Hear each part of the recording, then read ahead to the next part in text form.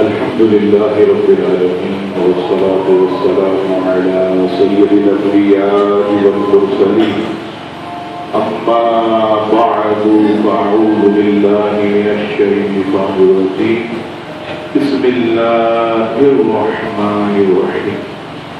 تفسیر قرآن کے حوالے سے سورہ انعام کی آیت نمبر 10 گزشتہ درس میں آپ کے سامنے بیان کرنے کا شرف حاصل کیا. آج سورہ انعام کی آیت نمبر 11 سے اپنے درس کا آغاز کرتے ہیں. ارشاد باری تعالیٰ ہوا قل سیروا فی الارض ثم انظروا کیف کان عاقبۃ المکذبین. ترجمہ: تم فرما دو زمین میں سیر کرو پھر دیکھو کہ جھٹلانے والوں کا کیسا انجام ہوا. عزیزان گرامی، اس آیت میں سرور کونین صلی اللہ تعالی علیہ وسلم سے رب کریم نے فرمایا کہ محبوب آپ فرما دیجئے کہ جو لوگ اللہ کے عذاب کا مذاق اڑاتے تھے، جاؤ اور زمین میں سیر کر کے دیکھو کہ جھٹلانے والوں کا کیا انجام ہوا. جنہوں نے اللہ کے عذاب کا مذاق اڑایا ان کو رب کریم نے نیست و نابود کر دیا. بڑی بڑی خوبصورت وادیاں جنہوں نے اللہ کے عذاب کا مذاق اڑایا، جنہوں نے انبیاء کرام علیہ السلام کی تکذیب کی، ان کو نیست و نابود کر دیا گیا. آج وہ مٹی کے ڈھیر بنے ہوئے ہیں. کوئی اگر ان وادیوں کو دیکھے جہاں اللہ کا عذاب نازل ہوا تو وہ سوچ بھی نہیں سکتا کہ کبھی یہاں کوئی آبادی بھی تھی. فرمایا زمین پر گھومو اور دیکھو کہ کیسی کیسی اجڑی بستیاں، اس کے آثار تمہیں نظر آئیں گے. اور آگے مفتی صاحب فرماتے اس سے معلوم ہوا کہ خوف خدا پیدا کرنے کے لیے عذاب والی جگہوں کو دیکھنا بہتر ہے. یعنی جن مقام پر اللہ کا عذاب نازل ہوا ان عذاب والے مقامات کو دیکھ کر آدمی عبرت حاصل کرے تو اسے خوف خدا کی نعمت نصیب ہوتی ہے. اللہ کا خوف جو ہے اس کے دل و دماغ میں بیٹھ جاتا ہے. اور فرمایا اسی کے برعکس اگر آدمی اللہ تبارک و تعالیٰ کے نیک بندوں کی آرام والی جگہ پر دیکھے، ان مقامات پر دیکھے جہاں اللہ کی رحمتیں برستی ہیں، جہاں پر برکتوں کے چشمے پھوٹتے ہیں، تو فرمایا اس سے آدمی کے دل کے اندر اللہ تبارک و تعالیٰ کی رحمت کی محبت پیدا ہوگی. اور آپ دیکھیے کہ وہ کون سے مقامات ہیں جہاں پر اللہ کی رحمت برستی ہے، اور خاص طور پر مقدس مقامات. اور وہ مقدس مقامات اللہ اکبر کعبہ معظمہ ہے، مدینہ منورہ ہے، مسجد اقصی اور بیت المقدس کے ارد گرد جتنے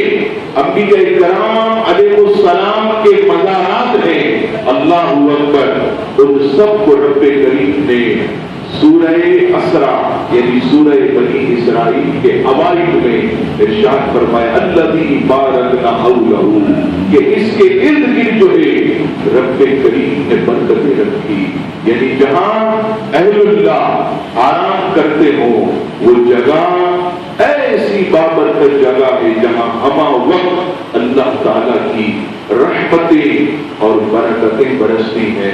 تو فرمایا اگر تم اپنے اندر خوف خدا پیدا کرنا چاہتے ہو تو پھر زمین میں گھومو، سفر کرو اور دیکھو کہ جہاں اللہ کا عذاب نازل ہوا ان مقامات سے عبرت حاصل کرو، اور اگر تمہارے دل میں اللہ کی محبت پیدا کرنی ہے، اگر تمہارے دل میں جو ہے اللہ تعالیٰ کی رحمت کی قربت پیدا کرنی ہے تو پھر تمہیں ان مقامات کو دیکھنا ہوگا جہاں اللہ کی رحمتیں برستی ہیں۔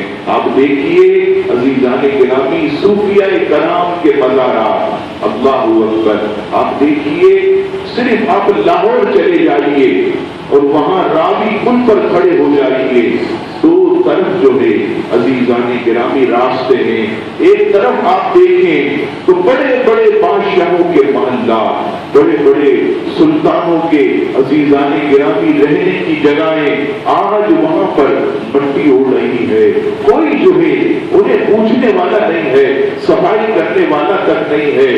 لیکن اگر دوسری طرف دیکھیں تو حضور داتا گنج بخش علی حجویری کی ذات ہے کہ جہاں اللہ کی رحمتیں ایسی برستی ہیں کہ لوگ دنیا بھر سے آ کر وہاں فیوز و برکات حاصل کرتے ہیں۔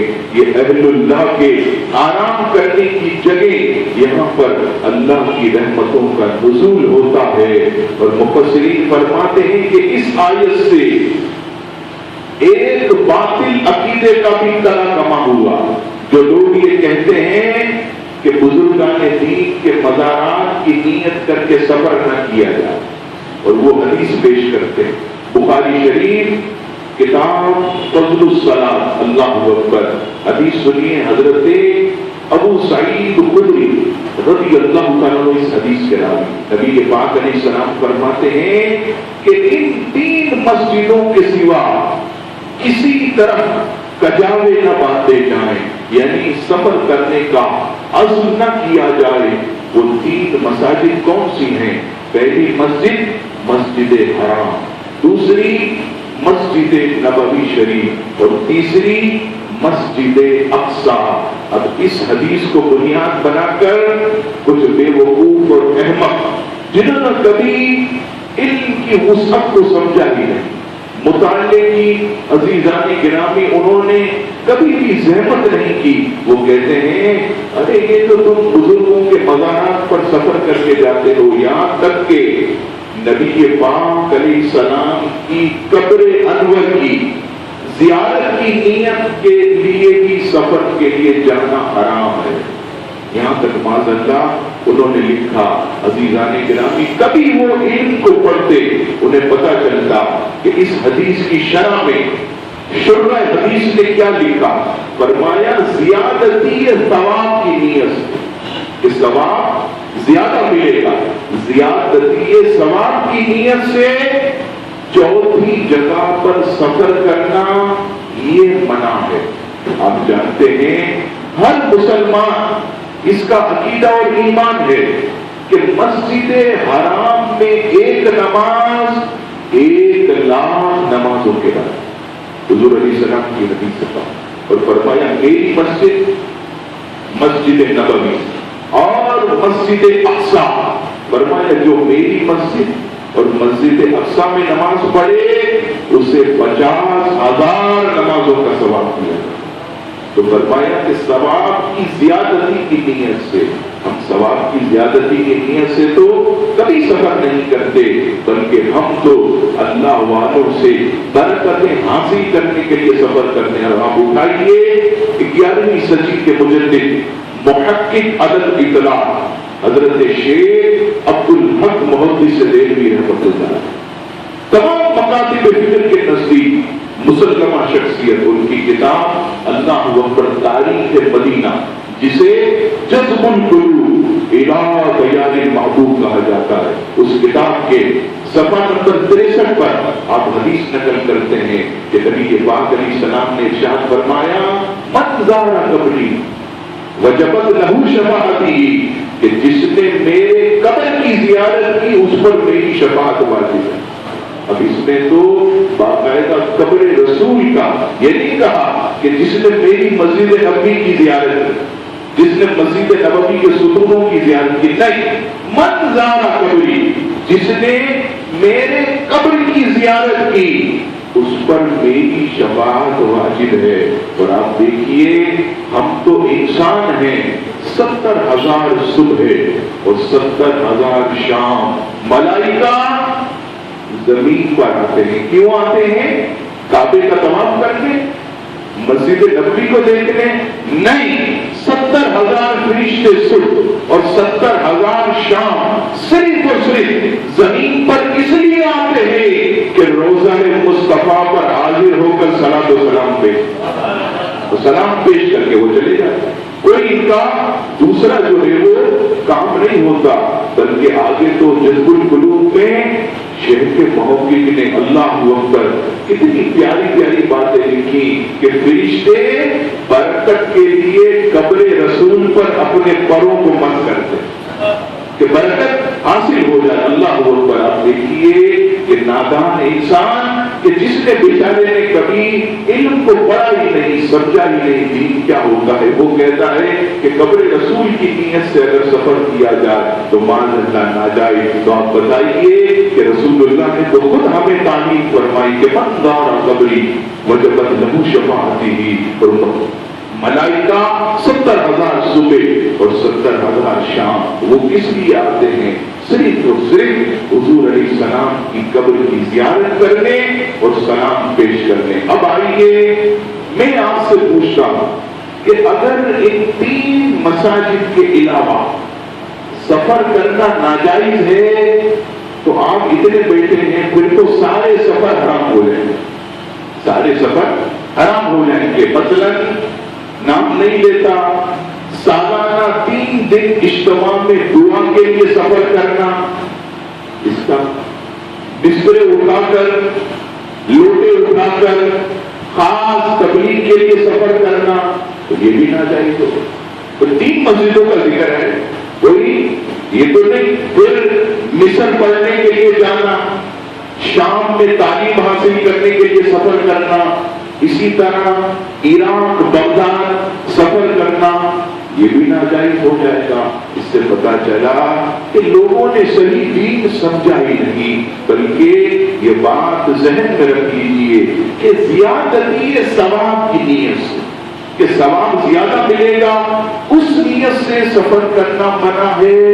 اور سب سے زیادہ افضل و اعلیٰ سفر عزیزان گرامی مسجد حرام، پھر مسجد نبوی شریف اور پھر مسجد اقصی کا ہے۔ اور آپ دیکھیے اللہ والوں کی بارگاہوں میں سفر کیسے کیسے لوگوں نے کیا، اور آپ کو حیرت ہوگی، آپ کبھی اکابر محدثین کو پڑھیں، 464 سنہ ہجری کا دور، ارشاد الساری کے اندر شارح بخاری علامہ قسطلانی رحمۃ اللہ اس روایت کو نقل کرتے کہتے ہیں 464 سنہ ہجری میں سمرقند کے اندر قحط آ گئے۔ یہ روس کی بہت بڑی ریاست ہے، بخارا کے قریب سمرقند، یہ اسلام کے بڑے بڑے مراکز۔ امام قسطلانی فرماتے ہیں کہ 464 سنہ ہجری میں سمرقند کے اندر قحط آیا۔ ایک شخص نے خواب دیکھا کہ سارے لوگ حضرت امام بخاری کے مزار پر جا رہے ہیں، امام بخاری کے مزار پر جا رہے ہیں۔ اب اس نے جب یہ خواب دیکھا تو اس وقت آپ جانتے ہیں اب تو چیف جسٹس ہوتے ہیں، اس وقت قاضی اسلام ہوا کرتے جو فیصلے دیا کرتے حکومت کی موجودگی میں۔ قاضی اسلام کو اس شخص نے یہ خواب سنایا کہ ہمارے یہاں قحط سالی ہو گئی، کھانے پینے کو نہیں ہے، بارش نہیں ہو رہی، میں نے رات ایک خواب دیکھا، وہ خواب میں نے دیکھا کہ ہم سب مل کر حضرت امام بخاری کے مزار پر حاضری دے رہے۔ اب قاضی اسلام نے جب یہ خواب سنا تو اس نے تعبیر نکالی کہ اس کا مطلب یہ ہے کہ ہمیں اشارہ دیا جا رہا ہے کہ اگر سمرقند کے اندر قحط سالی ختم کرنی ہے تو سب امام بخاری کے مزار پر حاضری دیں۔ اب اس قاضی نے فیصلہ کر دیا کہ بھائی سب جتنے بھی سمرقند کے لوگ ہیں سب جمع ہو جائیں اور ہم مل کر حضرت امام بخاری کے مزار پر حاضری دیں گے. دیکھیں بارش نہیں ہو رہی، قحط ساری بڑھ گئی، اب سارے لوگ جمع ہو گئے جمع غفیر، اور جمع غفیر مل کر سب کے سب امام بخاری کے مزار پر حاضر ہوئے. امام السولانی رحمۃ اللہ علیہ ارشاد الساری میں فرماتے ہیں کہ جب ساری آبادی امام بخاری کے مزار پر پہنچی، اللہ اکبر، پورے سمرقند میں زور و شور سے بارش ہونا چاہیے. 7 دن تک پورے سمرقند کے اندر بارش ہونے لگی. اللہ اکبر، زمین ایسی سرسبز و شاداب ہو گئی کہ سارا قحط ختم ہو گیا. اب آپ بتائیے کتنی برکتیں. اور آگے آئیے، کروڑوں شافعیوں کے امام حضرت امام شافعی رحمۃ اللہ، کون جانتا ہوگا ان سے بڑھ کر دین اسلام، توحید کو، شرک و بدعت کو. اللہ اکبر. الخیرات الحسان، یہ بہت زبردست کتاب علامہ حضرت علامہ ابن حجر مکی رحمۃ اللہ علیہ کی کتاب ہے الخیرات الحسان، جس میں انہوں نے سیدی مرشدی امام اعظم ابو حنیفہ رحمۃ اللہ علیہ کے فضائل و مناقب لکھے. اس میں لکھتے ہیں کہ حضرت امام شافعی رحمۃ اللہ علیہ، کروڑوں شافعیوں کے پیشوا، وہ لکھتے ہیں کہ جب امام شافعی رحمۃ اللہ علیہ کو کوئی مسئلہ درپیش ہوتا تو وہ امام اعظم کے مزار پر حاضری دیتے اور وہاں 2 رکعت نفل پڑھتے اور اللہ کی بارگاہ میں امام اعظم کے وسیلے سے دعا کرتے تو اللہ تعالیٰ ان کا مسئلہ حل کر دیتا. اب آپ بتائیے کہ جو لوگ یہ کہتے ہیں کہ کوئی فائدہ نہیں، عزیزان گرامی، انہوں نے علم نہیں پڑھا. وہ اگر ان بزرگوں کو دیکھتے تو کبھی بھی عزیزان گرامی ایسی باتیں نہ کرتے. تو فرمایا کہ تم فرماؤ زمین میں سیر کرو کہ جھٹلانے والوں کا کیسا انجام ہوا. عزیزان گرامی، یہی الحمدللہ مسلمانوں کو فکر دی گئی کہ تم جو ہے ایسی وادیوں کو دیکھو جہاں عذاب آیا اور وہاں سے عبرت حاصل کرو تاکہ تمہارے دل میں اللہ کا خوف پیدا ہو اور اہل اللہ کے مزارات پر جاؤ تاکہ تمہارے دلوں کے اندر اللہ کی رحمت کی محبت پیدا ہو. یہی عزیزان گرامی قرآن مجید فرقان حمید نے ہمیں سکھایا. اللہ تبارک و تعالی ہم سب کو قرآن مجید فرقان حمید کی تعلیمات پر عمل کرنے والا بنائے اور رب کریم قرآن سے سچی ہماری محبت اور اسی کلام پاک کی ہمیں شفاعت نصیب فرمائے. وما علینا الا البلاغ المبین.